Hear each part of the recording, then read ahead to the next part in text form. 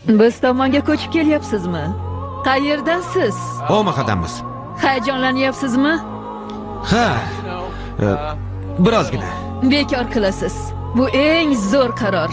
Siz bu muolajadan keyin tanangiz hozirgidan 0,0 dan 364% ga kichrayishini yaxshi bilasiz.